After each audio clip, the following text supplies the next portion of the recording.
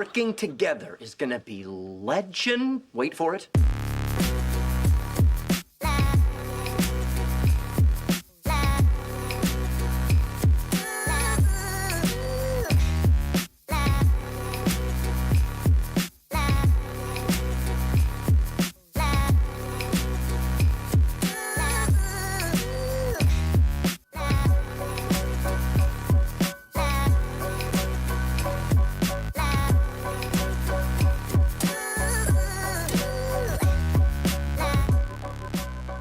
Hello, everybody, and welcome to another episode of Zero Life. My name is Sean, and with me, as always, the Aaron Bird of my Hamilton. Am I going to kill Barrett you? Courtney. God, I hope so. Holy calamity, scream insanity, all you ever gonna be's another great fan of me. Break. All right. Fun fact, I have no idea what we're talking about. I have no idea what this show some is. things this week. Because so my weekend's been like oddly busy. Like really? I've woken up before 11 both days. Oh, interesting. Which never happens. Yeah. And I trained yesterday and went to the gym and then played just so much Overwatch. Yeah, I remember you tweeting out last night about Overwatch. Yeah. Learning a new character. So. Well, who are you learning right now? Winston. Okay, cool. And I was just like practicing on my Smurf account. And then today I woke up and had to clean my room because I forgot to do that last night. Yeah. And then now I'm here, and both days I've had to wake up before 11. So it's all been a blur. Yeah, it's like, oh man, usually I'll sit down before and I'll be like, we should have topics. I assume we're going to talk about Baby Driver. We're going to talk about a lot this week. But Sean, what the fuck is this show? It's a weekly podcast talking about nerd culture and gaming events. Yeah. And now we have shirts. Yes, now we have shirts. As you might have seen from our dope-ass bodies, but also the trailer that we released earlier this week. That we haven't shot yet. We're going to shoot that after we record this. Oh, are we? Okay. Yeah. I don't know what's going on today. No, yeah. It's fine. Barrett runs the company. I've got the plan. I just show up high every day. No, I'm just kidding. I've never done a drug. I wouldn't even take acid. I've never done a drug. I'm not one of the drug. Is that how you do? I'm not one of the drug.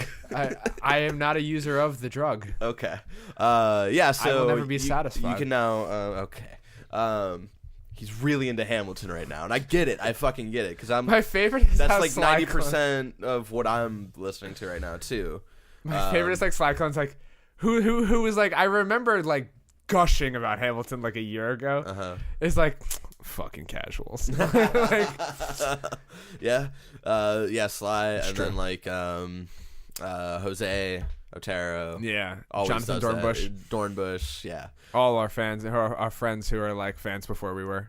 Yeah. But shout out to Joshua Mobley, who made these awesome Star Wars Hamilton shirts, which I'll be wearing on next week's show. Yeah. I'll link that on my Twitter account. But also, we've been talking about the shirts. If you're watching the video, you might have seen the lower third. Thank you, Roger Picorni, for making that.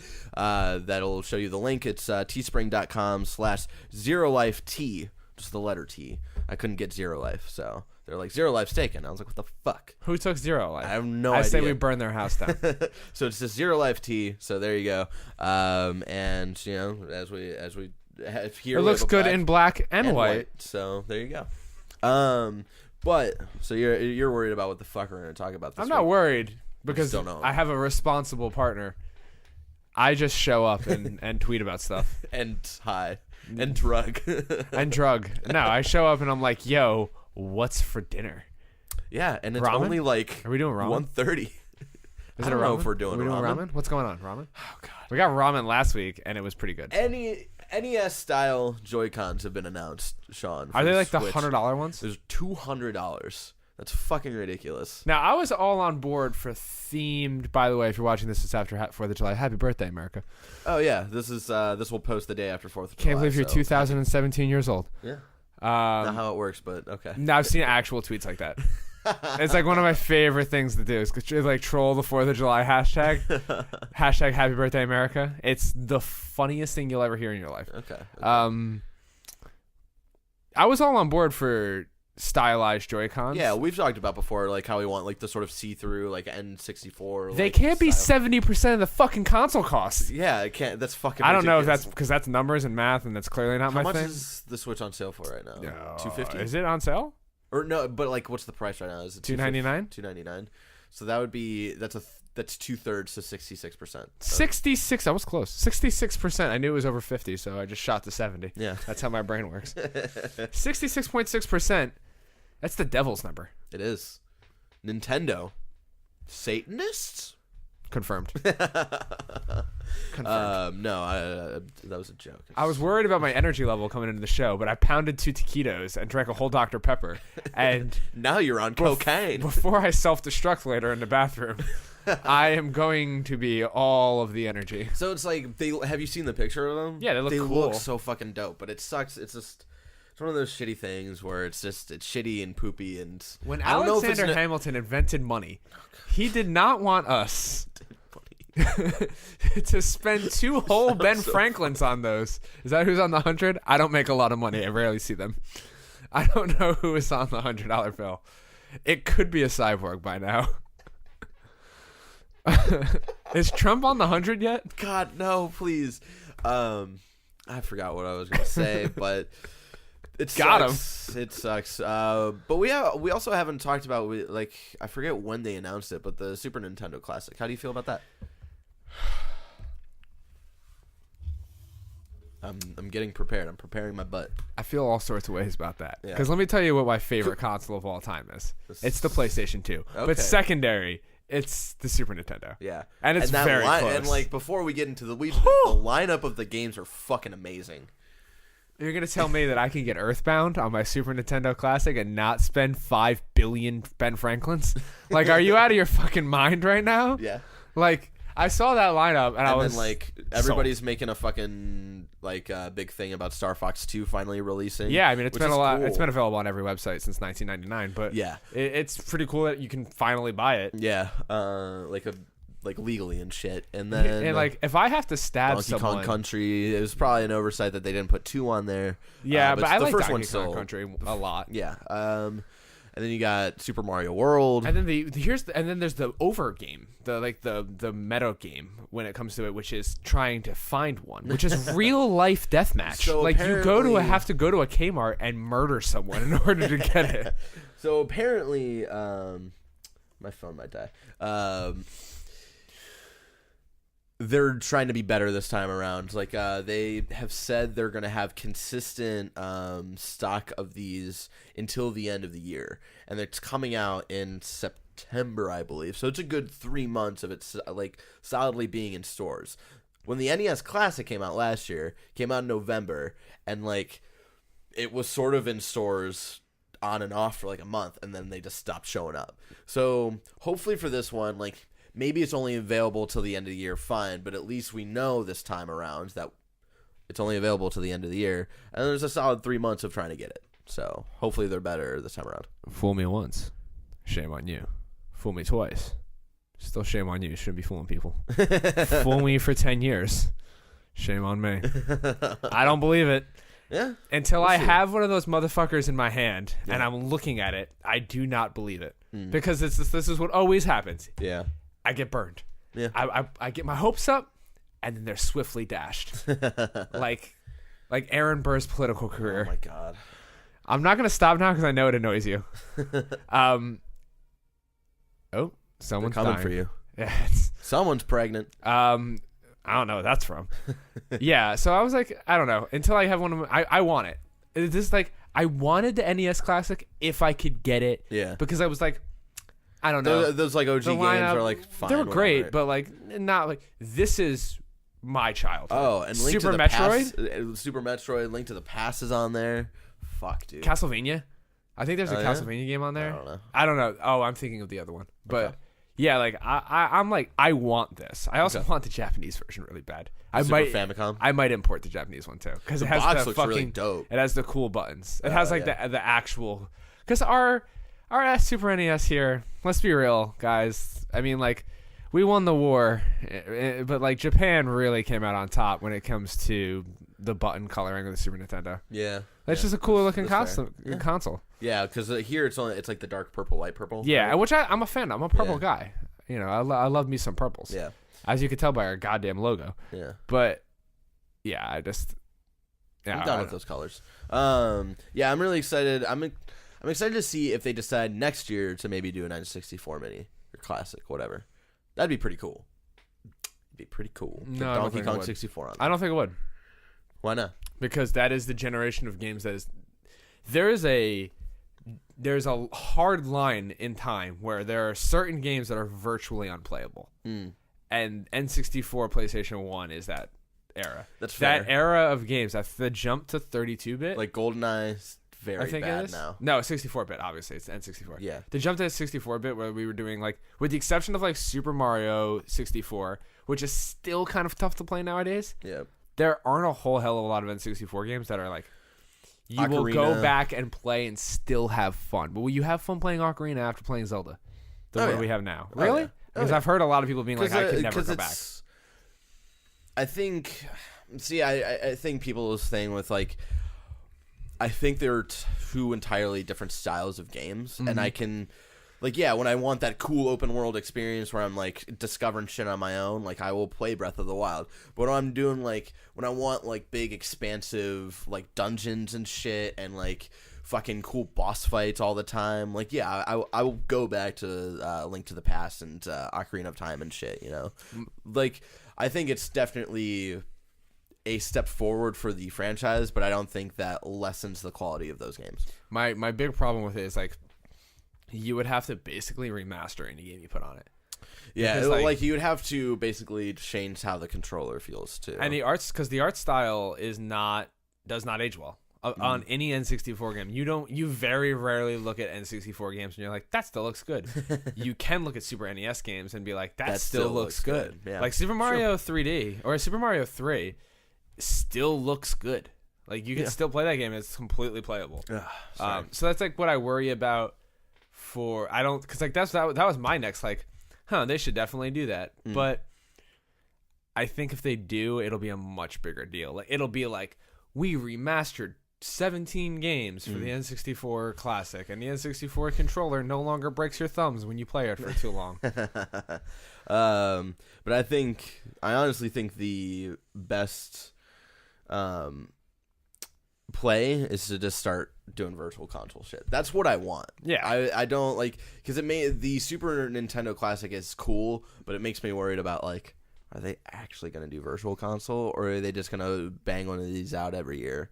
And that's going to be their, like, oh, this is our virtual console without putting it on the Switch. No, they'll put virtual console on the Switch. I mean, I think it'd be a huge oversight worried. if they did it. I'm just worried, Sean. I'm worried. Anyway, big news for you, Rick and Morty. Well, both of us. I was going to say, fuck you. You like Rick and Morty. Yeah. It's definitely big news for me, though. Yeah. Rick and Morty Season 3 announced is premiering July 30th. 30 days, bitch. Yeah. I'm Pickle Rick. I'm Pickle Rick. I died. By the way, exclusive San Diego Comic-Con Pickle Rick pin. Ooh. I don't normally do things. I don't wait in lines. I'm going to be working a lot. If I could grab a Pickle Rick pin, whew, yeah, I'll be a really happy boy. I'll be a big pickle, if you know what I'm saying. Yeah, I know what you're saying. Yeah, I'm really excited for the new season. A lot of that trailer showed a lot of just fucked up shit. Only 10 episodes, though. Which is fine. Whatever. I guess. I'm interested. What's the sister's name? So Summer. All the scenes with her looked really fucked up. So it seems like she's gonna have like a lot of a down spiral this season. Where I think like we talk a lot about in past episodes about like how Rick is this bad person, like he's the villain. I think like I still think that way, but I also think that he might be the sort of like he's in an in between because he's a good person, like he's done good things for people and stuff. Like the episode with Schrodinger's cat where he like sacrifices himself for Morty and all that shit. Like he has good qualities to him, so I think there's still good within him. So I honestly think it's gonna be like this whole like I think Summer might be like his like the sort of showing of his bad side, and then Morty's gonna try keep pushing him to like be better and stuff. But I think Summer's just gonna have a downward spiral. I'm excited to see where crazy. they go with it because like because he's dark. like, please just kill me, end my misery, and she's like, I'm gonna do it, but not because you told me to. It's like, damn, she is not fucking around now. I don't know. Watching that trailer, I only watched it once because like normally what I do is I just like break things down. I don't want to do that. Overanalyze, like I was able to call a lot of the first episode of season 3 of Rick and Morty, if you guys can remember, by going back and watching like you talked about like what you wanted, and then they dropped the fucking like the new episode, and it was pretty much almost scene for scene exactly what I wanted. Yeah, and it looks awesome. It's exactly what I wanted, and this season it's just like I want more of Rick's past. I want to know where Rick comes from. I want to know what he's doing. I'm just excited for that Mad Max parody episode. Oh man, fuck yeah, that is gonna be awesome. And they were talking about how like Dan Harmon and Justin Roiland were like nervous about the season. That's why it took so long to make. Yeah, I was reading, they were like, well, it's because everybody people loved Rick like, and Morty so much. It was like season 2 when season 2 came around. That's when it really blew up. Yeah, it went into the stratosphere. Yeah, all of a sudden everybody was watching Rick and Morty. Yeah. Rick and Morty is one of the most popular shows on TV now. And so it was sort of like when The Dark Knight came out, right? Yeah. And like it took so long to like make The Dark Knight Rises, like from you just get all that pressure. That's like why exactly. I said that.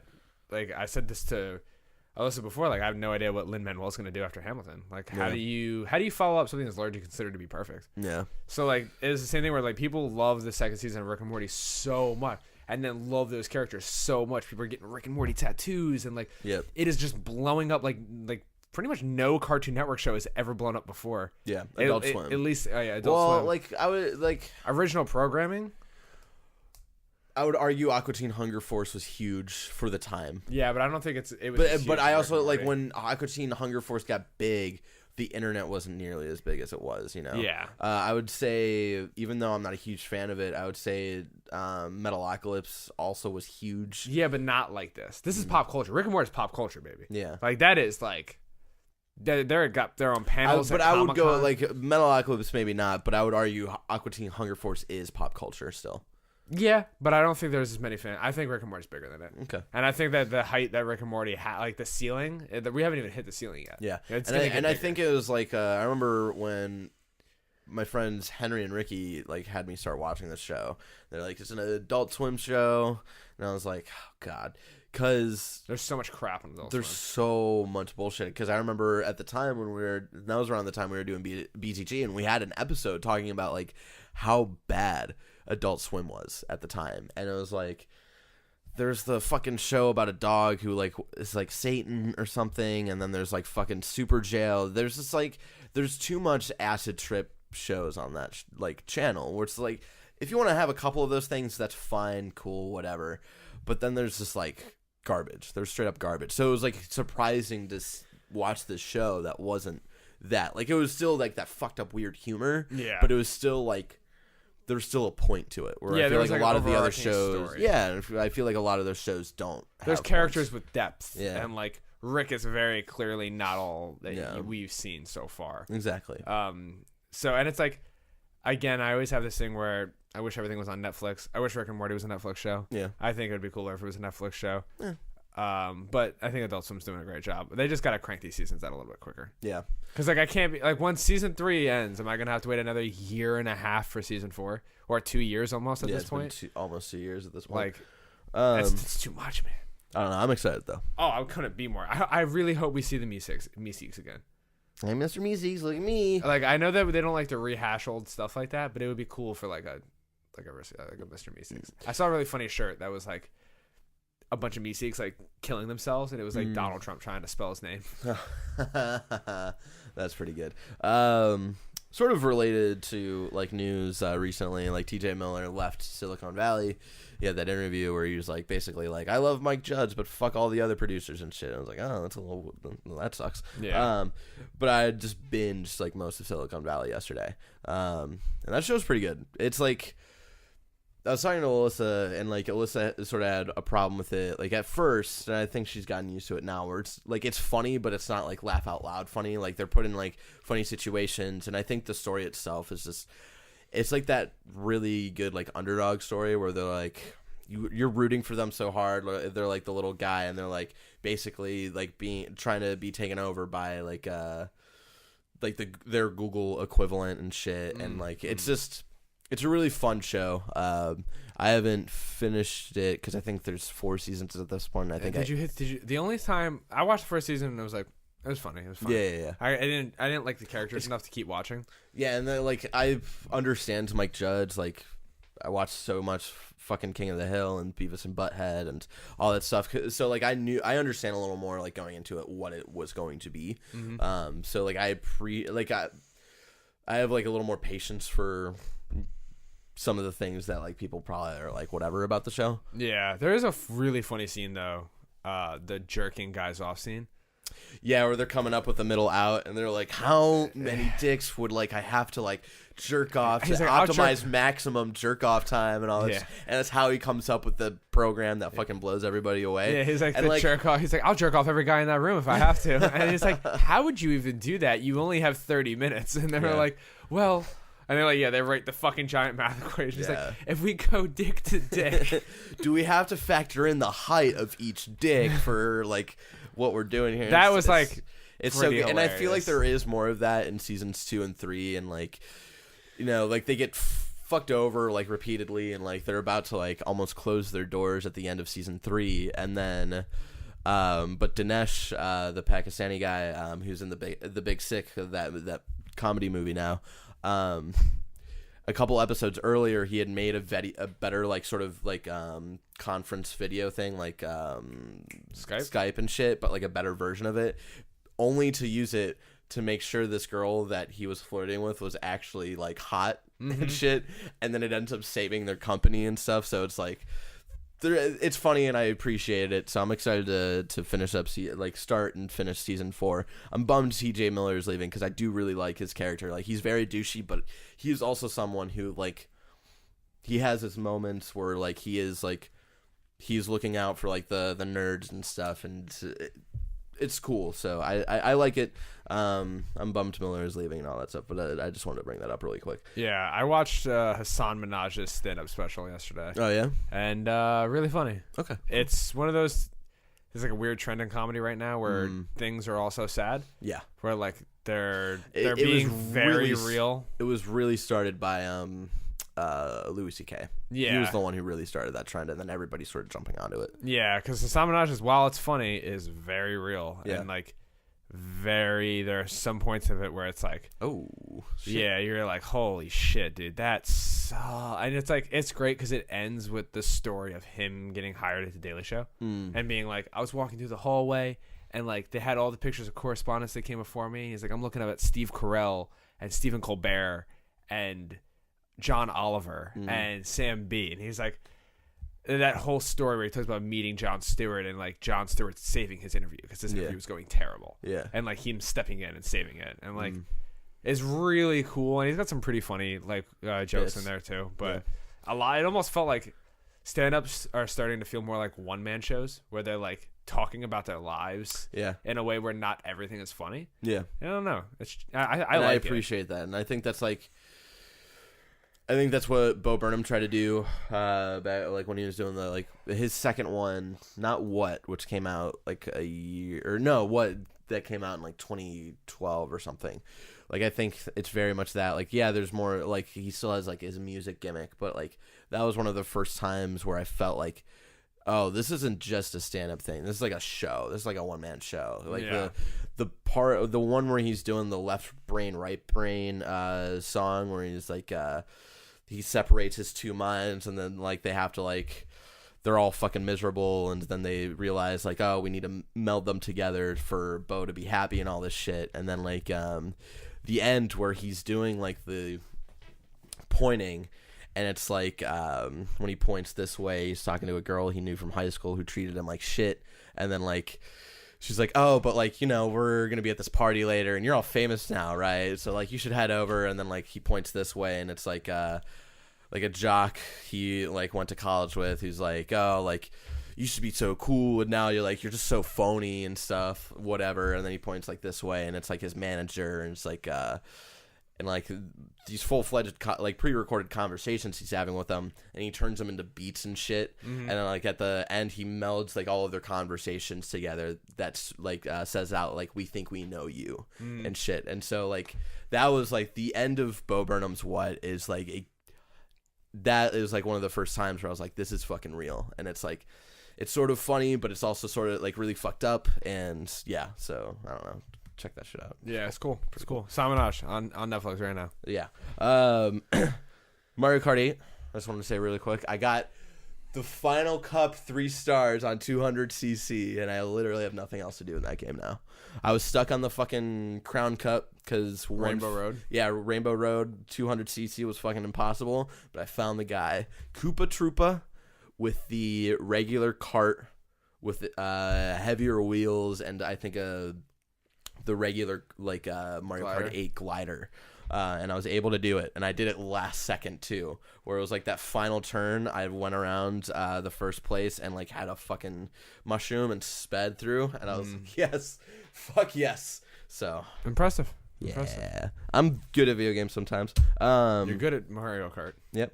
Crash Bandicoot came out this last week. Are you gonna play Crash Bandicoot at all? No. Why would I play Crash Bandicoot? So I want to talk a little bit about Crash Bandicoot and why people are stupid sometimes. So I was playing Crash Bandicoot for like the last week for clips. I really enjoy it, but I understand what it is. It's like, it's just very prettier versions of those original games, because I did like the graphics comparison, so I had to play the original versions, and it was like, oh yeah, this feels literally no different. Yeah. Like the first one feels better because now you can use the analog stick instead of the D-pad, but like besides that, it's like, oh yeah, this feels exactly the same. Just prettier. So like, yeah, there are frustrating points in those games, and I think that's more of like bad game design rather than it actually being like a hard game. I think too, like Jonathan Dornbush wrote his review for IGN. Check that out. He has a lot of good thoughts throughout that, and he also has like a sort of personal piece about Crash Bandicoot. You should also check that out. He was telling me like 2 feels the most balanced, and I agree with him.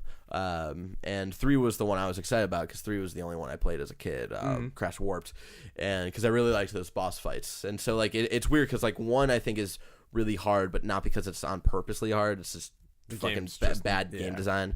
2 I think it's like a good level of like hard, where it's like actually like challenging. You have to like look at like sort of the repetition of platformers and stuff, like an actual like realistic platformer for the time. And then 3 is like very easy. Like at the end of 2, I think I had a total of like 4 lives. The end of 3, I had like a total of like 40 and shit. So it's like 3 was really easy, but I still love 3 because of the boss fights, and they're not challenging, but they're fun and stuff. Yeah. You know how I feel about games that are too easy. Yeah, but Crash 1, I think specifically because of Crash 1, people are like, Crash Bandicoot is the new Dark Souls. And I want to say to y'all, shut the fuck up. Whenever a game is even a little, like, I don't know, I'm pushing Crash out of this fucking metaphor because Crash isn't hard because it's meant to be hard. It's bad game design. But whenever a game is even a little challenging that makes you think a little bit, it's fucking Dark Souls. No. That's not how it works, okay? Just because, like, let's what do we got over here? It's like, You don't play hard games. I don't play hard games. So it's like I don't even know why I'm fucking looking at this. But like Zelda is like the new Dark Souls and shit, because Zelda was challenging more. It was more challenging than the other Zeldas. Like, oh man, they really like looked to Dark Souls and shit. But I don't think they really did though. People were saying that because the combat mechanics are similar, where like you have to wait and counter and roll, and like that is like something that like you have to. I mean, that's OG memorize, Zelda. Like that's Ocarina of Time. You have to memorize attack patterns, and like. But again, that's you're only allowed to attack on certain attacks. If you attack on other attacks, you get punished. Again, that's the combat of Ocarina of Time. Yeah, but that's not what they're famous for. Yeah, that's fine. Dark Souls is famous for that specific style of combat. No, don't get me wrong. I agree with you. A part of it is the game's media. Yeah. Where every time a game is difficult, they label it as a Dark Souls clone. Yeah. The problem is that hard games like that have their own genre pretty much, and there is no title for it. And it's just called a Souls-like game. Yeah, and but the thing I'm getting frustrated with is like people all the time fucking complain of like, and I'm part of this too, and I like and I agree to it to some extent. Where it's like games are too easy nowadays. Like they hold your hand. Fucking, you're playing 10 hours of Arkham Knight and it's still reminding you how to glide. Like, I don't need that shit, you know? And then, like, the moment something challenging comes up, people are like, it's just like a Souls game. Like, I don't want this. It's like, fucking make up your minds. No, like, I think all games should be crazy hard. But, like, people complain about it, even if it's, like, a little harder than it, like, used to be, right? So it's just, like, fucking sad. Like, because I see people complaining about Crash Bandicoot. It's like, oh, this is too hard and all this stuff. Like, and it's like, it's too much Dark Souls, and it's like, oh my god, the funny thing is, like, fucking kidding me. Dark Souls, because of when it was released in the age of the internet, and like Dark Souls is absurdly hard. No, yeah. From the beginning. Yeah. And that's the and thing. I'm not trying like, to I want to say that I'm not trying to shit on Dark Souls. It's not that I hate. No, these games. Yeah. I'm upset about the culture surrounding the fucking, not even like the fan base of the game, but just the culture it has sort of started with the idea of hard games. Yeah, because like, I don't know. I think there are less hard games than ever, but like people forget how hard games like Ninja Gaiden are. Yeah. Like, go play literally any of the Ninja Gaiden games, and tell me that like, and those games came out before the Dark Souls games. Like, go play Ninja Gaiden on Xbox or a Super. I mean, you can go back as far as Super Nintendo if you want to play a truly just fucking punishing game, or like Ghosts and Ghouls. Yeah, where like, oh, you missed your jump by 1 pixel. Got to start the whole fucking game over. Yeah. That sucks. And like, and also, I remember playing. What's the game with the like turtles that Marty hates? Oh, Battletoads. Yeah, Battletoads. I remember playing the first Ninja Gaiden on Xbox, and it's cool because you're like, oh, I'm like, you know, that is basically a Dark Souls game. Yeah. If you want to use this like metaphor that everybody uses, like the boss fights. I remember going into the first boss in that game and being like, holy shit, this is hard. And I was like 11 or 12 at the time, and I was probably the first legitimately, in my eyes, impossible game I've ever played. And like, I went back older and beat it like I always do, but like, yeah, I remember playing Dark Souls 1 and being like, or Demon Souls, and being like, is this a joke? Yeah. Like, are they actually kidding? You're supposed to, and I was like, that was like, I was old enough to be good at video games by then. Yeah. Like, I was like playing competitive video games, and like, I remember seeing the first Demon Souls and putting it away, thinking the game was like a joke or something. Like, what the fuck are you supposed to do against that? Yeah.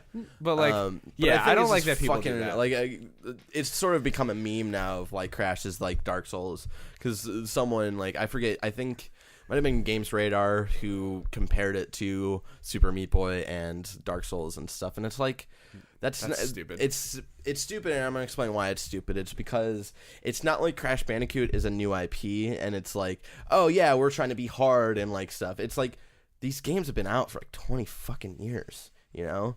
They're not trying to hit this fucking hard point, you know? And it's not like, again, one is not hard, it's just bad design. Yeah, like, the game doesn't control well. Yeah, and like, I had to play through the entirety of all 3 at work, and I was able to do it, and I'm not great at games, you know? And then like, I'm playing it personally at home just because like, I've been having this weird itch of just playing platformers and shit. Because like, after Crash, I'm probably gonna go back to Ratchet and Clank, because weirdly enough, like, I'm like, what about ukulele?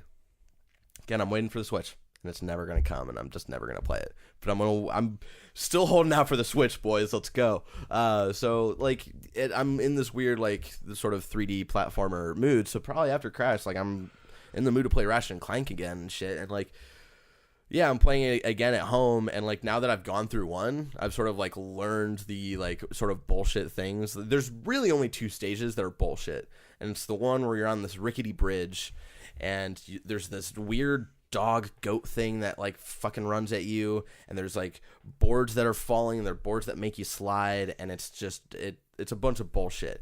Now that I've learned the fucking bullshitness, I've gone through and I'm near the end of the game, and I have like 80 lives. So like, and I'm bad at games. Like, I wouldn't say I'm bad, but I'm not great at games. So yeah. Yeah, I wanted to talk about that for a little bit just because it's a hot topic right now, and I was just like, it annoyed me because Eric Sapp retweeted it because it was funny. It was literally the covers of the Dark Souls games, but it was like Crash Bandicoot, Crash Bandicoot 2, Cortex Strikes Back, Crash Bandicoot 3, Warped, and it was like, it was funny, but it was also just like, God damn it, guys. Yeah, and that's the like, you know, that is, we have this weird thing where if a game is too hard at all, people just bitch and moan, and there's people like me where if a game like Mario Odyssey, it tells me that you lose 5 coins for dying, I won't even touch it. Well, what the fuck is the point of playing the game then? Yeah. Games, I think, are supposed to be hard. Yeah. Like, pretty much, period. Yeah. If it's not, it's just an experience. It's not a game. That's fair. That's the way I look at it. Zelda DLC also came out. Yeah. Hard mode. Yeah. So awesome. I'll play Super Mario Odyssey when they add Hard World in DLC. And they might do that. Like, I hope they do. I'm like, that's like, this gives me hope. Yeah. So and Zelda was already hard. And so there's 3 major sort of pieces of this DLC. So you got Trial of the Sword, and basically if you've already gotten the Master Sword, you can go through the Trial of the Sword, where you like, if you gotten to the point, it's very much like Eventide Island. You put your Master Sword away, and then it has you go through 45 rooms. I think it's 45. take away all of your gear, all of your weapons, and then you have to, like, each room there's a different group of enemies that you have to fight. And then when you get to the end of it, like when you beat it, it unlocks the full potential of the Master Sword. So since you haven't played it yet, I'll explain this a little bit to you. The Master Sword, when you fight bosses that are specifically like Ganon-centric, like sort of bosses, the Master Sword will like sort of do a full power because it was made to fight Ganon. So like story-wise, it sort of makes sense that it only like fully works. Like it's still very powerful against other enemies, but it's super powerful when fighting Ganon and shit. So if you beat this, that power will just be on the entire time. Oh, that's cool. Yeah. And I think it's like, at that point, if you're going through that shit, you probably have already beaten the game because it's fucking hard. Mm-hmm. I would say, like, probably harder than the last Ganon fight with the Master Sword. Maybe not as hard as Ganon without the Master Sword. Have you done Wolf? I am going... So, Alyssa has no plans on playing Zelda. I don't want to delete my save, so I'm just going to play Zelda again on her save and probably do that. Okay. Because you can't have, like, you can have one main save for the regular mode and one main save for master mode, but you can't have, like, multiple shit, which is dumb. But, yeah, I'm just going to basically play on her profile and do that. So you got the Trial of the Sword, which is really cool, very challenging. And I think I'm not even doing it to unlock the full, like, potential. I just want to do it because it's fun, fucking hard, difficult challenge shit. And then they've added a bunch of cool, like, gear and shit. You've got, like, the Shadow Knight thing from like Minish Cap, one of the fucking like the masks. I yeah. saw somebody wearing a Majora's mask. So yeah, you have Majora's Mask. You've got Twinkle or whatever from Tinkle from Wind Waker. How do I know that and you don't? I don't know. I know him from Wind Waker. I think he's in a couple other games too. And then you've got the big like fucking like armor shit from I think Minish Cap. I'm not too sure. I'm not super familiar with the handhelds. And then you've got the Korok mask, which helps you find Koroks, like you know the whole Korok seed thing. So it'll shake if you're wearing it. It'll shake if you're near a Korok. So that's pretty cool. And then you've got Master Mode, which is Zelda on fucking speed. So you start the game, and it's so like it has its own menu. So like the regular Zelda has like start options and all this stuff. When you go into Master Mode, it basically like goes in like its own menu and shit, and you start, and then like the load screens, like you know how it's like white and black. This time it's like red and black and like very intimidating and shit. And you open up the game, and you know, meet with the old dude, and the old dude's like, oh yeah, there's that church over there and all that stuff, and you're going through the sort of opening area. And then regular game, you know, you sort of, if you're watching this, you might understand the sort of levels of Zelda enemies, where like the basic enemies are like the red bokoblins. Yeah. Then there's the blue ones, which are a little tougher. Then there's like the light purple ones, which are like really tough. And then you've got like the goblin, like the bigger versions of bokoblins, and then you've got Lionels. Are you familiar with the Lionels? No. They're basically yeah. They're basically centaurs. Like centaurs, but lions and shit. And those are like the toughest enemies. And you know, in the opening area next to the church, there's a gold Lionel, and that's like a gold Lionel. Like the basic Lionel is red, and then I think it's blue, and then I think it's white, and then I think it's gold. So like the toughest Lionel is in the opening fucking area. So, like, Sean's turned on right now. Like, I see it in his eye. He's like, I'm fucking loving this. Well, that's the idea. thing where it's like, I will one day own a Switch. I will one day play Zelda. And you're going to play that I'm going to go version. straight to Master Mode and just play Master Mode. Because like, I was reading that, because there's like a hashtag Master Mode. Yeah. So I was like scrolling through. Yeah. And it was like, there's this great tweet where the guy was like, there's a gold Lionel in the opening area of the game, and I've seemed to upset him. I wonder how this fight's going to go with my level 4 club or my 4 damage club. And then it's like, update, because he's like a tweet after that. He goes, I'm hiding in a tree, and the Lionel has set the entire field on fire. Like, and everything's right. His tree is on fire that he's hiding in. No. It's so funny. And I was like, yeah, I like the chaos. So like to explain a little more, if you like, and this will be sort of my like last explanation of how hard this is. Like I think to like when you open up Zelda like regular mode, I think it would realistically take you like a total of 3 to 4 hours to like gather equipment to comfortably like comfortably leave the plane and like explore and not just do story mode shit, right? With master mode, what it felt like was it's going to take like 10 to 15 hours to get enough equipment to feel comfortable in this world. So like it's going to just it's fucking hard. Like I did Can't wait to watch somebody beat it with a Guitar Hero controller. Just like fucking a Lionel up. Someone playing with bananas. Yeah. Fucking Twitch, man. I was playing like 20 minutes of it, and like I had to avoid most enemies just to like gather equipment and like do the fucking first three shines to be able to get equipment and shit. So it's a tough one, and I'm excited to fuck around with it a little more. Reminds me of the first time you see a giant in Skyrim, and you're like, I can fight him. And He then just he fucking fucks hits you to the moon. You're like, oh, no, I can't. Yeah, that's like, and even in regular Zelda, the first time you see a Lionel, you're like, okay, I can fuck around with it. Like, he's bigger, but like I think I could take him. And then he like sees you from like a great ass distance, and you're like, oh shit, this isn't like regular bokoblins where it takes them like a while to notice you. He notices you right away, and you're like, okay. And then like he pulls out his fucking bow and arrow and shoots like 3 electrical fucking arrows at you, and like you zap, and then you try to get close to him, and he brings out this big ass fucking hammer, just starts swinging. Where are and you shit. pulling these things from? You have no pants on. So yeah, Zelda DLC Part 1, pretty cool. I'm excited for the story expansion, which they teased at E3 for holiday. It was all a dream. I used to read Word Up Magazine, Word Salt Up and Pepper. Magazine, Yeah. okay. All right. I just wanted to make sure. And then the last thing we have to really talk about is Baby Driver. Yeah, it was an okay movie by James Franco. Oh my god. Stop it. Why are you doing this to me? So we saw Baby Driver last week with Andy Cortez and Woody and everybody else from IGN. IGN. We did not plan that. It was so weird. My here's the funny thing. I want you to start this off by saying I really liked Baby Driver.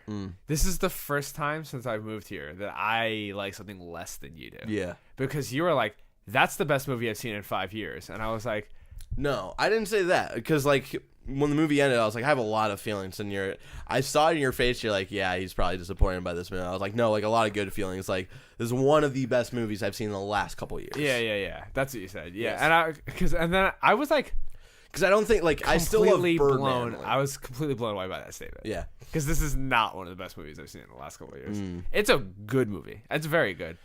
And I liked it a lot. And I definitely liked the intro scene is out of this fucking world good. I was told by, I think, Dornbush or someone, where they had to basically, they went to where they filmed and basically had to, before they even started shooting, and like timed like how long it would take to get from this location to this location. It doesn't match with the timing of the song. So yeah, that's how much sort of like planning that movie had. There's so many things that this movie does unbelievably well. Yeah. And like I really do believe that. And that's what, and like we'll get into it. Like right, like I fucking love this movie. Not for like, it doesn't have like a new inventive story. The acting is fine, but like I think the acting is the weakest part of the movie. But I think it's like, but I think it passable. doesn't matter. But for me, I don't think it matters, because like, and we'll get into some story Alyssa, stuff. we need to go somewhere where we could get milkshakes for dinner. Continue. Ooh, milkshake. I'm in a milkshake mood. Okay, It just I hit me feel when that. you said I that. feel that. I want a light chocolate milkshake with whipped cream. Okay. Continue. Because that's what I drank when I was watching Baby Driver.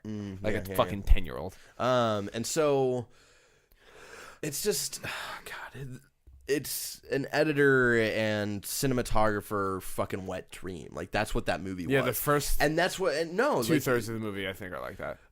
I would even argue like the last scene, the last part of it, I would say the last 15 minutes I think dragged a little bit, but I would even say like the sort of John Hamm is awesome in it. crescendo, even with his character, I think was still fucking rad, because they were still. We're gonna go into spoilers later on, right? Yeah, like yeah, a little yeah. bit. All right. Let's talk about general things. Like, the editing to music is what I do. That is what the B-list is, and that's what I fucking love, and that's the entirety of this movie. Yeah, the whole movie is basically an excuse to edit to music. Yeah, and it's just And it's everything- fucking amazing. It's like I don't like. I will go back on my statement and say, like, from saying this is one of the best movies I've seen in the last couple of years. This is one of my favorite movies in the last couple of years. That makes more sense. And, like, because I've had time to think about it. It's like, been almost, like, a week since we've seen it. And, like, I was hyped. I was so fucking hyped. So was I. Yeah. Like, I was like, I will never drive like that, but I sort of want to right now. Like, that's one of those movies where I'm glad I don't have my car anymore. Because you would have I would have put the Baby Driver soundtrack on and fucking. I always. That's used what to else drive. I've been listening to this last week is the Baby Driver. I soundtrack. also drive like a psychopath. Not like that. Yeah. No one drives like that. Maybe Cisco from work drives like that. Yeah. But that's like about it. But like, my big thing with the movie was like, there's a lot of things I really liked about it. I think John Hamm was awesome in it. Yes. I think that the way they use music is so crazy unique to that movie. Like, I've never seen anything like it. Yeah. And it also had those sprinkles of Edgar Wright everywhere. Yeah. Where it's like, and I also love that the theater, when it was like an Edgar Wright movie, everybody fucking applauded. clapped. Yeah, like you knew, and that's like Alamo Drafthouse is fine. I think their food is subpar. I think like the way the service works is like, I think it needs to be like hammered out a little better. But, like, when you go to Alamo, you're surrounded by other fucking film nerds and shit. You know? Yeah. You're with good people. So it's like, there's, like, an old dude next to me who's, like, older than 60.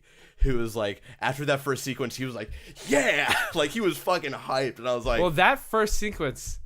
I'm trying to think of a movie that has a better intro. Yeah. And, like, I'm sure they exist... But, like, I can't think of a movie that has a better opening scene than that. Like, that Yeah. Bad Boys 2 is another movie that I think has, like, one of the greatest opening scenes of all time. Yeah. And, like, that's, like, when they're at the KKK meeting. Yeah. And, like, he pulls out the thing. They both fly out, and then Martin Lawrence gets shot in the ass by Will Smith. Yeah. This is way better than that. Like, this is, like, a... Yeah, this is like a once-in-a-generation almost opening scene. The opening scene is so fucking cool. Fucking good, man. And, like, it sets up the everything well. Yeah, and it like, sets up the pace of the movie, like the rest of the movie, like what it's gonna feel like. And it's all like the whole movie is really. What's interesting is the whole movie is you are hearing exactly what the main character is hearing throughout the entire movie, which means there's a lot of time where you're just listening to music. Yeah. But like everything, like think like opening the door and like everything lines to up beats. to the music to the my beats God. so well That's just... that it's like almost unbelievable that they were able to do that. Yeah. And I think this is as much we can gush about the movie without spoiling it. So I think now... Well, here, real quick, my problems with the movie... Oh, yeah, your problem. I think that the acting is subpar sometimes, and I think that some of the characters in the movie make literally no sense. And we'll get into that in the spoiler but that's just territory. like, I think it's great. I would give it an 8.5. Go see it. I think you owe it to yourself to see this movie. Yeah. And now we are going into spoilers, and I'll mark in the description below where we get out of spoilers.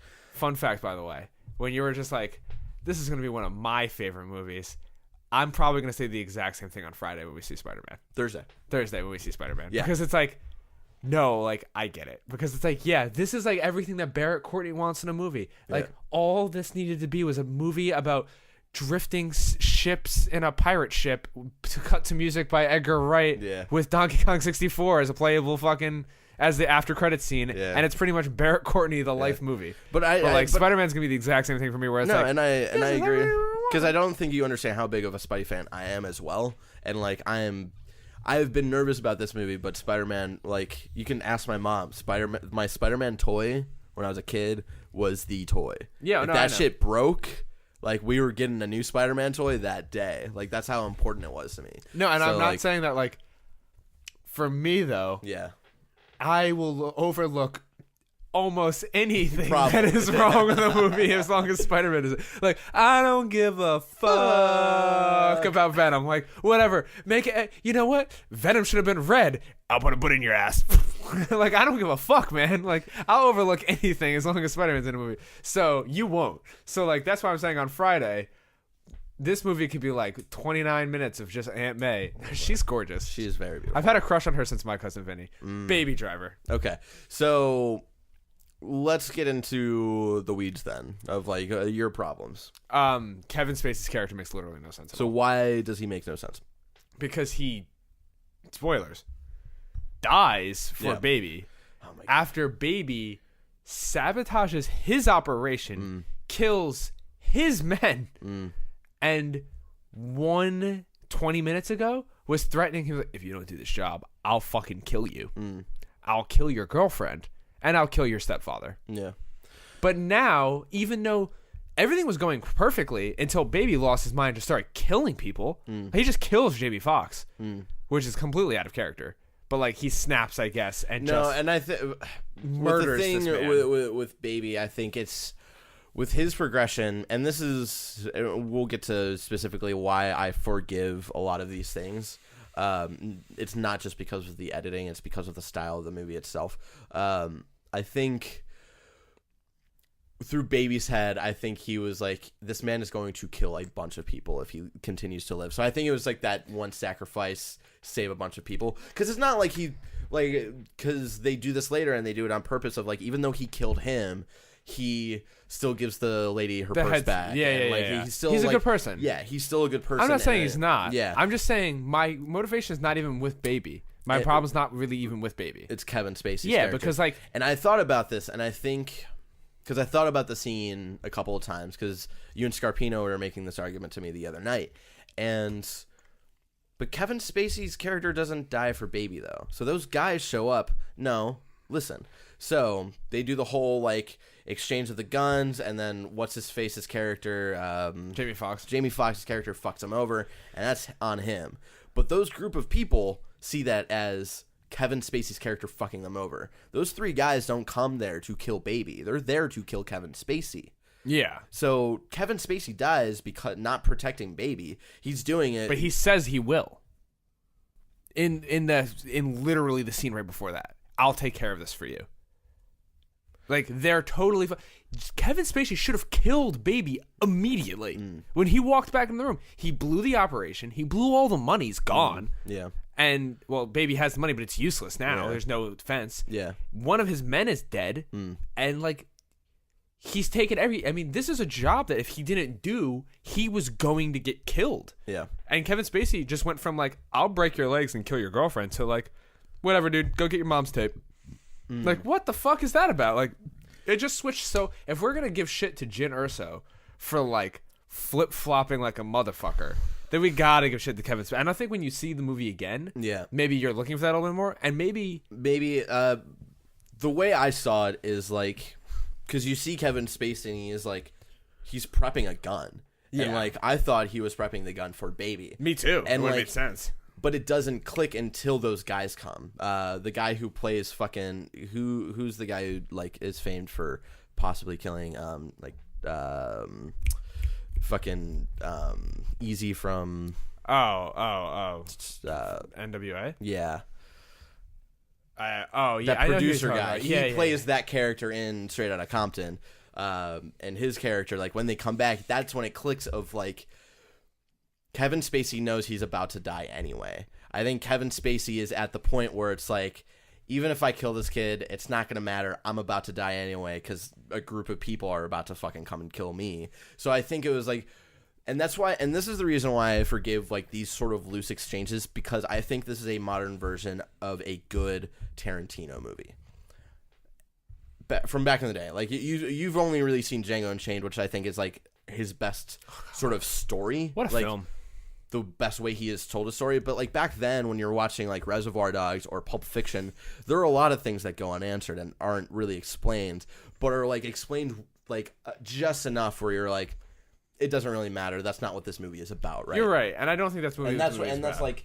This is like, and I think Edgar Wright, if he continues on this path, I think he is this generation's Tarantino, and he's finally getting that light because of, not because like, yeah, Shaun of the Dead was big, but like people don't know. That's so great. But I don't think like us film nerds know his name because of Shaun of the Dead, yeah. But like the general populace doesn't know his name yet. You know, like they started knowing his name because of Scott Pilgrim and then this movie. And I think like if he continues on this path of making fucking badass, gory fucking movies, I think he will sort of live up to the name of like this generation's Tarantino, because Tarantino's done. What was his last movie? Hateful Eight. It's not good. But like people genuinely like that. Generally and genuinely, I mean both. Like, I know a lot of people that still like that movie a lot. So like you might be in the minority there. I'd actually be interested. I'll put a Twitter poll out later. Compared to other Tarantino Because movies, like the movie so before that subpar. was It's Django. fun. It's fun. It's Hateful Eight is good. Yeah. But it's not Tarantino level. Yeah, but like he's only had one movie that is not like. I mean, like He's had a couple that are. the movie before that was Django Unchained. Yeah. Which is arguably his best film. So I don't think after one meh movie you could say the guy is done. But he's also When, said like, in interviews that he's done. Oh, Like, he said he's not gonna make he's movies doing anymore? one more, I think, and then he's done. Interesting. He's like directing his young man's game. I'm getting out, basically. I don't know if that's. People always say that shit though. Like, people always want to walk away. Like Jay-Z's retired 5 times. He just dropped a new album. People can't. It's like you only do one thing your whole life. It's hard to walk away from it. So, But I honestly think like Edgar Wright is on that path, and I think he needs to just good. keep I hope so. doing I think this he's shit. great. And like sort of just the escalate, because this is what reminded me of Tarantino shit, where like it starts off fine and everything's cool, and then it fucking escalates to like It gets all crazy. the fucking gory, crazy shit Yeah. and stuff, you know, and like. That's just what I love about that style of movie, you know? And because, again, going back, like, Reservoir Dogs, there's, like, what are, like, half of these guys' motivation? It's, like, it doesn't really I matter. never saw the movie. So Yeah, I'm not going to get into spoilers of that, but, like, I don't think the motivations of outside the story needs to matter. What matters is this moment right here, the moment that's happening. And so... I still argue that it has to make sense, and to me that doesn't make any sense. Okay. Like it literally makes no sense. like, But like maybe I'm that's just my not... only problem with the film. Now I'm interested, because you haven't watched Pulp Fiction either, right? No. I'm very interested if you're going to like those movies. Yeah, I'm interested because like I don't. It just has to kind of make sense. And to me, it was so out of character. It was so out because like this is a cold-blooded murderer. Like for him to just be like whatever, like like and Well, then, you see, he I'll was take care not of it. whatever about it. He's in the car and he's like fucking freaking out, and he's telling the lady to like not go into the bank and all this shit. And it's like No. Kevin Spacey. All of my problems in the film are they're with Kevin basically Spacey. Kevin Spacey. And like, because I think that everybody else is totally fine. I think Jamie Foxx is great in this movie. Yeah, I think that John back Hamm from- is amazing. In John this Hamm movie. is so fucking good. And He God, looks so good. I was gonna say, what a good fucking looking guy. Yeah. John Hamm is the guy who's And like, you like him with tattoos was like, yeah, I'd fuck that guy. yeah, I'd fuck the shit out of him. But my is like John Hamm is John the Hamm guy in this movie is 30 basically Rock. He's basically just everything Sean wants to be. Yeah, I'm growing the top of my hair out. I'm doing that haircut. Yeah. The Fred Sullivan. So what were you saying about John Hamm is in 30 Rock as the guy who's so good looking that Like everybody sort of guides him through life. yeah, and like shit. no. Have you gotten to the point where? I finished that series. Okay, I didn't know you finished 30 Rock. Where he's like lost both of his hands and shit. Yeah, that's like when the writers just like completely ran out of shit to do. Oh, yeah. But he's so funny when like she's like she puts the menu over his face and then he's like, "Can I have that?" And they're like, "No." And she takes the menu down and they're like, "Yes." But like, yeah. I don't know how old that guy is, but what a bad motherfucker, man. That guy's still got it. Yeah. Anyway. And he's great in the movie, his girlfriend or wife or though. whatever, Ooh, so also very, very good looking lady. very beautiful, but also she was really fun in the movie. Yeah. I think like The great comedy in the movie too. there was great comedy. I think like the relationship was at like a good level because that's not what this movie was. Because I feel like a lot of people are like, oh, she's only fucking like a relationship sort of thing. But I think I think if they did it too much, I think I would have like that it wouldn't be that movie anymore, and it like would have lost like its message. And I think it was like the right level where she like we got enough time with her where she understands Baby and like they like the same music and they're hanging out and like they enjoy being together and they want to go on this road trip and stuff. And it was enough to like have when shit got crazy to have it resonate where it's like, oh shit, like I'm scared for like their well-being and shit. Yeah.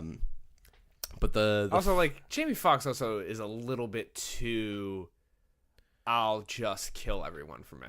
Because Yeah, it doesn't he make was- sense like he would not still be on the streets. yeah. You can't murder everybody in every store you ever go to. Yeah, Like it's they're going to catch you, dude. Yeah, his character was a little loose, and I thought he played it well, but like Yeah. it didn't really make sense. We're like and again for this kind of movie, I Yeah. don't really give a shit because that's not what the movie is about. Because I know with every other movie, I'm very much like, why doesn't this connect to this? you're like, and all listen, this? man, this guy's one hair was at a place in this scene and it blew the movie for him. But with Edgar Wright and directors and editors like their style, that's what I'm seeing the movie for. You know, it's like It's again, I do this metaphor a lot. It's like Mad Max the video game, you know, it does that one thing fucking great, so I forgive everything else. But everything else around it has to make sense. Yeah, and that's fine. Again, and that's my only thing. And like, again, I like the movie a lot. I think you should go see it. Yeah. I think that baby's cool. I think his character's cool. I love It's how the first movie I've ever liked him in. Yeah, because you were worried.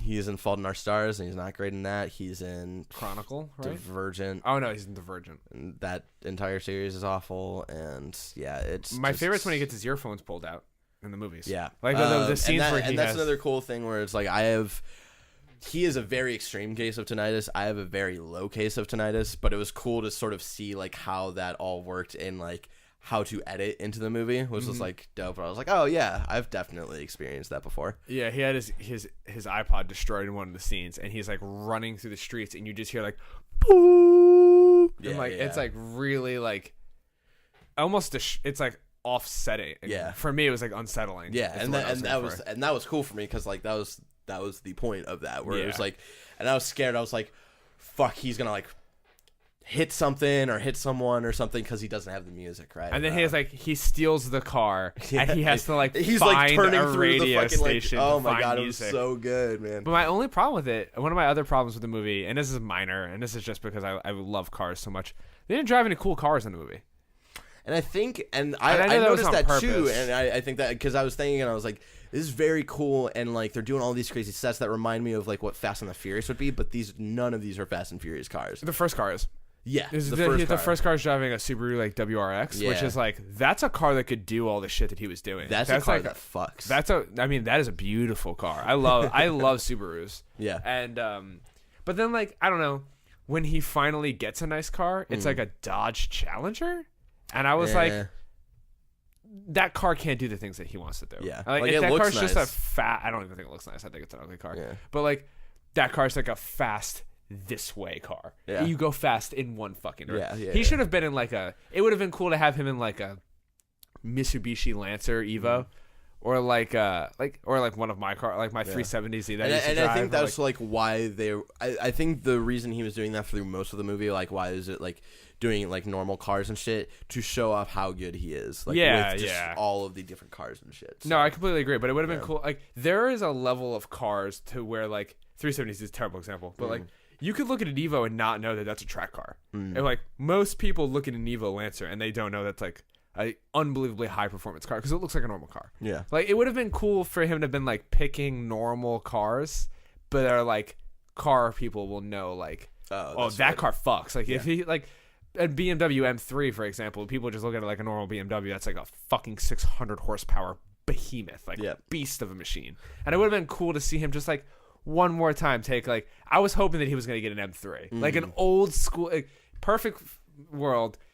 He finds an old school M3 and that's the car he ends the movie in because that would have been cooler. But yeah, I think like a lot of the stunts were really great. Yep, the set pieces were awesome. Yeah, he was very good in the movie, but Edgar Wright really carried the movie with his direction. Yeah, and like I was talking to I forget who I was in a banter with on Twitter a couple of days ago, where they were like, I tweeted out, I was like, this is a cinematographer's and editor's like wet dream, and like someone had argued with me like the editing isn't that impressive because Edgar Wright planned almost every shot and stuff. I was like, well, I don't agree with that. Like at all. I even though like everything was planned very meticulously because that's the kind of director Edgar Wright is. A lot of directors do that. A lot of things are very much planned, but even though like so much is planned, there's still like the style it's edited in and the way it's not like this crazy hard edit. And I think there were some scenes that were like, oh shit, like that must have taken some time. But it's like it's still, again, it's going along with the music, doing all these interesting cuts, doing interesting fade-ins where it's like where my favorite one, and it's not that significant, is the record where it's spinning around, it's red, and then it fades into the washing machine with the red clothes and stuff. And I was like, oh, that is beautiful right there. It's like, so like for an editor, it was just fucking beautiful throughout. Yeah, my thing with that is like people who say that usually don't edit. Yeah. And like you can plan out every shot, and I'm sure that Edgar Wright had an alarming amount to do with the editing. Oh like, yeah, I'm sure that he was sitting and that's with very him. much his style. Yeah, because like you see in every movie he's done. And I'm not saying like oh, they must have had to work so, like, the editor must have had to work so hard. Like, no, that's not the point. Like, editors don't want to have to work fucking ridiculously hard because the director that they're working with should, like, also be thinking about that kind of shit. Yeah. So it's just like, it's still an editor's wet dream to have a director who's thinking about that shit and to be able to work on a movie that does that. Yeah, you know? I mean, the goal of that movie is to show off editing. In my opinion, the goal of that movie is to show off how unbelievably well you can make a movie edited to music. Yep. And, like, that's the whole point of the movie. That's why I love it. Every scene in the movie is, like, 4 minutes long. Yeah. Because, like, it's the end, the song ends, and you're done. You're somewhere else. And, like, yeah, dude. It's like fucking when Bell Bottom starts at the beginning, it's fucking rad. When they do the Queen song in the end, oh, it's man, so that's so good. Sick. My favorite is when he's just walking down the street, and it's like the most Edgar Wright thing. But all the lyrics to the song that he's listening to are in the world somewhere, and like graffiti or on the ground or on his cup, and and I was like. Then I was like, oh, I forgot I'm watching an Edgar Wright movie. Like, this is definitely an Edgar Wright movie. Yeah. One of my favorite tracks off the movie is Holy Calamity, Bear Witness by it's a long name. I forget who it is, but that song is off of the Tony Hawk's Underground 2 track list. That was like my favorite song that wasn't like a punk song. That was my favorite hip-hop song. Like, whenever he came on, I'm playing Tony Hawk, and I wasn't a hip-hop kid at all, I'd be like, yeah, like, let's fucking jam out. So when Baby puts that on at one point in the movie, I was like, fucking yeah, let's go. I was so excited. But yeah, the track list itself is also just fucking rad. Yeah, and it like I said, I also like, there's like a scene where he starts the song and they don't go right away. He's like, wait, I have to restart the song. Yeah. I thought that was pretty cool. Yeah, that was funny. Yeah, I think the whole, like I said, the whole movie was really great. Yeah, and there have been arguments about, like, this is a very un-Edgar Wright, like, movie, and I think, like, and there's, like, an argument if that's true or not, and, like, I think it's sort of in between. Like, Jonathan Dornbush was at our same showing, and he was saying, like, there were a lot of cuts that he could have made that he would usually do that he didn't. There's a lot of, like, back and forth that he does, like, really quickly, and he didn't do that. But there's still a lot of fast editing in the movie itself. So there's definitely a lot of fast editing. I think the conversational, like, cuts were, like, less Edgar Wright, but I think the rest of the movie still very was that. So I think it's a good. I think he, like, did hold it back a little bit to make the, like, I think he held back the conversational parts of it to make the big like chase like scenes and shit like feel that much faster. Yeah. Because if he was doing it throughout the entire time, it would just, the whole movie would have felt too fast. Yeah. It would have fell flat at one point. And he also did less of what I expected him to do, where it's like everything's going fast, and then it's like, oh, hold on, wait, we have to do something really quick. Like, you know, like the scene in Scott Pilgrim where, like, Scott's getting ready to, like, fucking fight the big bad guy, and then, like, there's a 30-second shot of him just tying his shoes or whatever. Yeah. Like, it's all fucking hype, and then it's, like, no music, he's tying his shoes. There's less of that in this movie, which, like, I really love Edgar Wright for, because I feel like he is the one person who really nails that. I mean, he's just experimenting. I think this is, like, a good movie for him. Yeah, and it's a popular movie. It's doing well. Yep. I mean, it came out the week before Spider-Man, so it's going to get crushed in next week's Spider-Man. Oh, yeah, and that sucks, and I think, like, yeah, whatever. So that was our thoughts on Baby Driver. Let me... Do we have any questions? We have... Everybody wanted us to talk about Baby Driver. Yeah, so we talked about Baby Driver. You guys win. Yeah, we did it. Not really. People just Baby Driver, and then Crash Bandicoot, and we fucking nailed it. So, well, fucking A, guys. That's the episode this week. And so, yeah, main topic this week was basically Baby Driver, and then next week, I guess we'll just talk a lot about Spider-Man. I almost want to do an entire episode on Spider-Man, that's like fine. Right after we go see the movie, because I will most likely be in Las Vegas. When do you leave for Las Vegas? I think Monday. Oh, no, we could shoot it on Sunday still. Yeah. But the week after that... We can even shoot it on Saturday. I'm only here for a day before Comic-Con starts. Yeah. Catch us at San Diego Comic-Con if you guys are in Comic-Con this year. We're going to go to Comic-Con. Well, I'm going to Comic-Con. Barrett will be in San Diego in a dark room editing. Yeah. Make sure you guys follow us on Twitter. I'm at Sean Twisters. He is at Bananler Chung. Thank you for doing that right.